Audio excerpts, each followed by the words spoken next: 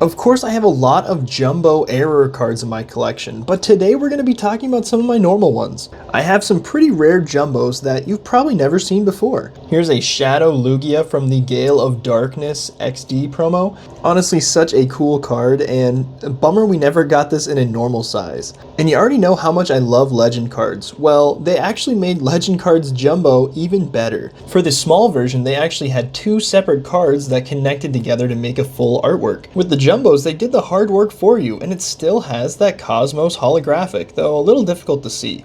I have one of Darkrai and Cresselia, and I also have one of Palkia and Dialga. Have some of the jumbo tag team alt arts. We have Espeon and Deoxys, Reshiram and Charizard, and Umbreon and Darkrai. Next, we're going to be looking at some of my jumbos from the CoroCoro magazine. Here is a jumbo Charizard, which looks like they honestly just scanned a normal Charizard and kind of swapped some of the text around a bit, because it's not actually holographic.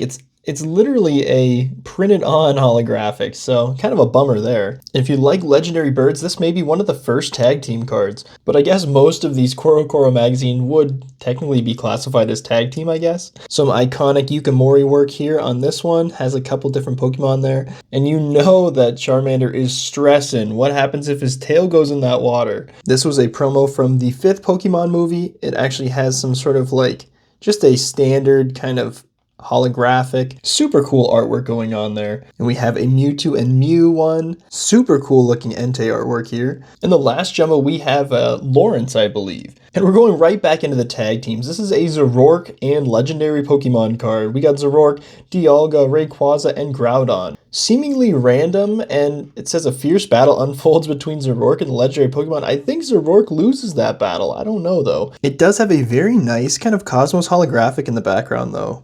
Another tag team here, Tornadus, Thundurus, and Landorus. This is honestly the coolest artwork that they've ever had on a card. And we get a big holographic Pokeball down there too. That's where they got the idea for the prismatic evolutions. And we have a winner stamp Marshtomp promo. This one was actually pretty cool. It's a tournament prize. Speaking of tournament prizes, this was probably one of the first jumbo cards that they made. The proportions and borders are a bit weird, and the back says not for play use. I should mention that Marshtomp also has not for play use on the backside. Here we have a full art Charizard GX. Still has the nice texture in the background. And we have a Primal Groudon. I wish this was the gold version. Darkrai full art from the Plasma era. This one doesn't have a texture, but I think it'd be cooler if it did. The golden Reshiram and Charizard. I think this looked cooler back in when they only had it for Japanese. And last but not least, we have a shiny Rayquaza GX.